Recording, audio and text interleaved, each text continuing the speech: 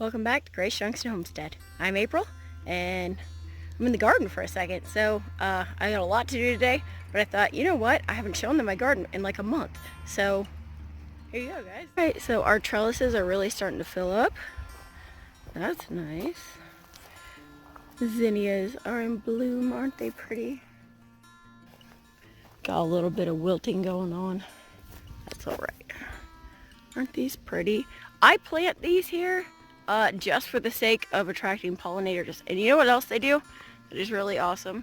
You see all the holes in those? They're from Japanese Bean Beetles. And here's the awesome thing about these. I figured out this year that they prefer morning glories over beans. Yeah, as crazy as that sounds, it's totally true. I haven't touched my beans, but they're going crazy for the morning glories over here and over there. So I actually have given thought to just switching to bush beans, just so they're down lower. Because if you notice, if you've ever had Japanese bean beetles, you'll notice that they hang out mostly up high. They really like to eat up the tops of your plants. So my thought is, sorry about that, my thought is, if I've got morning glories, which they really, really love, excuse me, I've been sick and my throat is still a mess. Second time we've had it, guys. Super fun. But my thought is, if we can grow the morning glories up high, where the Japanese beetles are flying in from, and which they prefer, then maybe they'll eat those and then leave my bush beans down low alone. Bean trellises are not nearly as exciting as they usually are. I planted a whole bunch of pole beans this year. In fact, I think I planted all the ones that I had. And we had squirrels come steal our beans. So then I just grabbed whatever bush beans I had and just planted them. And so that's why a bunch of our trellises are not filled up, because we've been robbed. Aren't these cute? I love the purple stripes on them.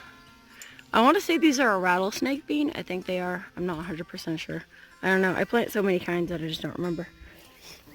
And then we've got our pretty purple teepee beans.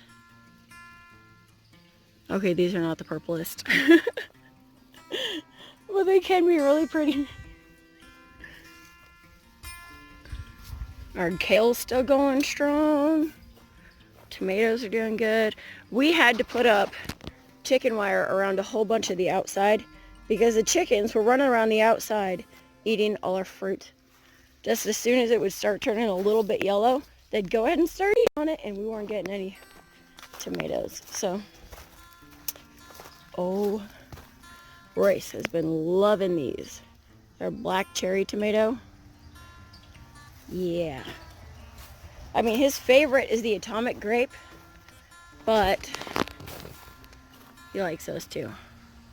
Alright, so these two beds, if you remember, they had peas and they had, let's see, beets and just all kinds of stuff. We're actually going to rip these out.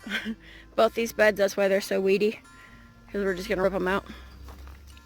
And I will show you probably in the next video or after that one what we're going to do next. We're going to remodel the garden, guys.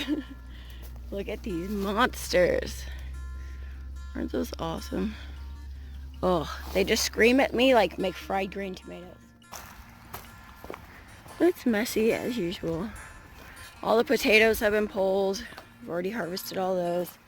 We really need to harvest these onions because they are long past ready, but we just pull this. That's a pretty nice onion, huh?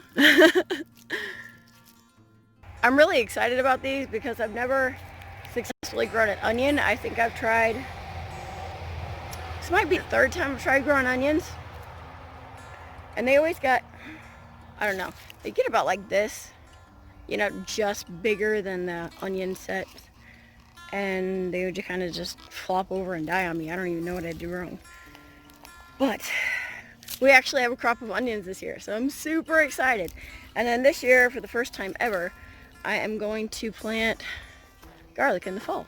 So I love this. I think this is probably the best garden I've had, I don't know, maybe ever. I mean, I've grown a lot of food.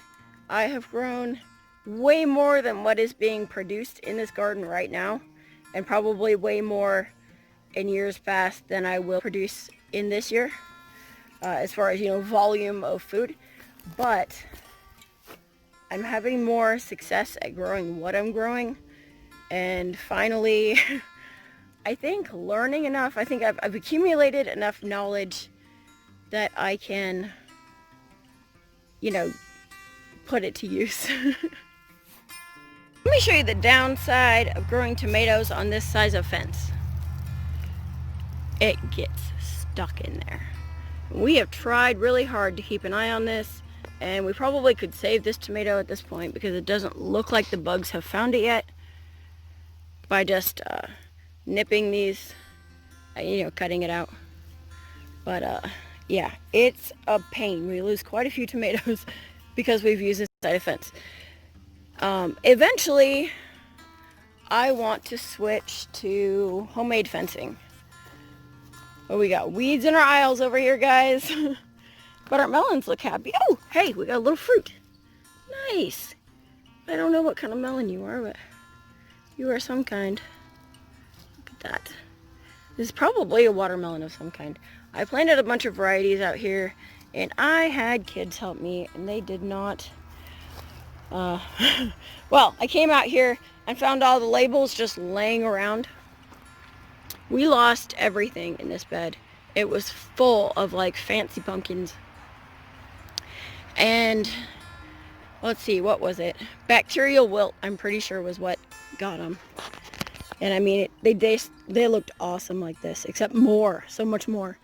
I just wilted up and died on me. And I would show you an example of what that looks like, but I've already ripped them out.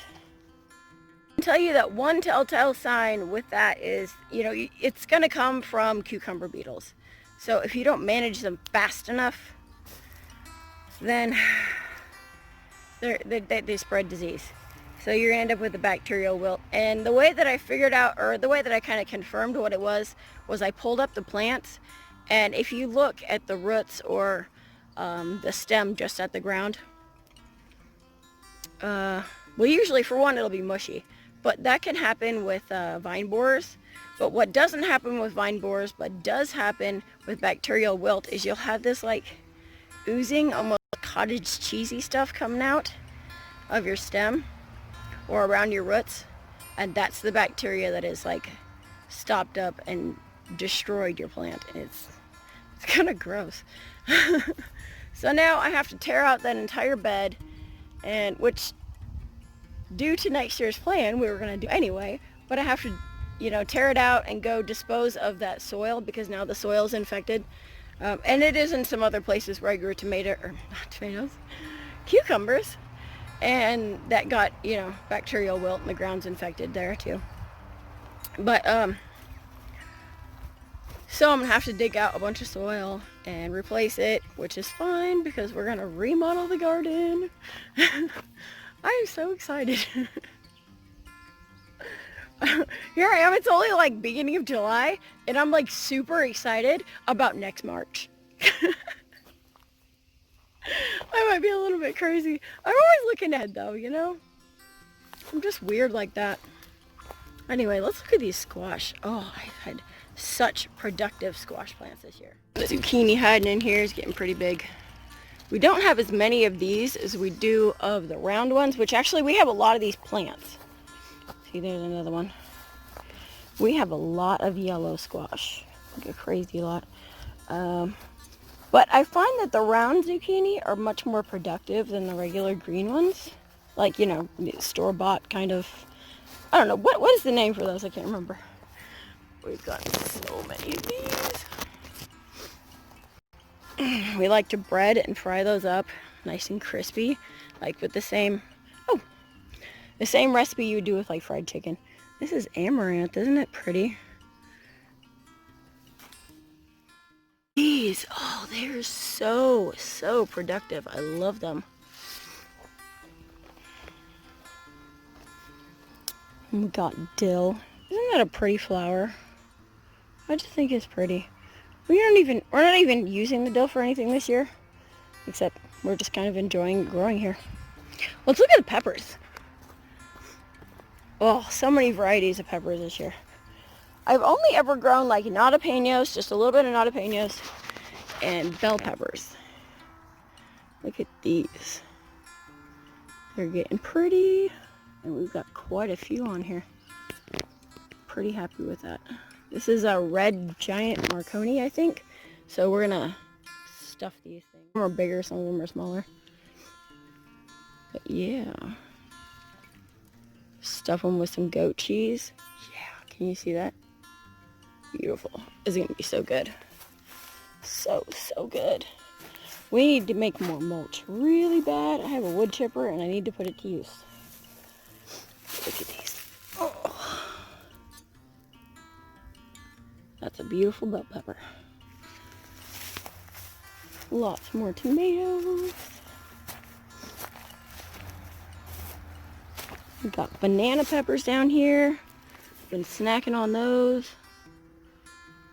We are sweet pepper people. We are not like, I don't like the spicy. I harvest every day pretty much, so what's in the bucket is never really all that exciting unless, you know, you get excited about one meal's worth of harvest. Tomatoes and our peppers should be really taking off here pretty soon, and then we'll be getting corn before we know it. So our totes will be getting much fuller and heavier, which would be really nice. I'm actually kind of really enjoying that canning season hasn't really kicked up heavily yet. Usually by now I'm up to my armpits in tomatoes and green beans and just canning like crazy and can't get anything else done. So I'm kind of really thankful that it's not gone crazy yet. Anyway though, there's a peek at our garden and what's growing and what we got for today. We'll see you soon, guys.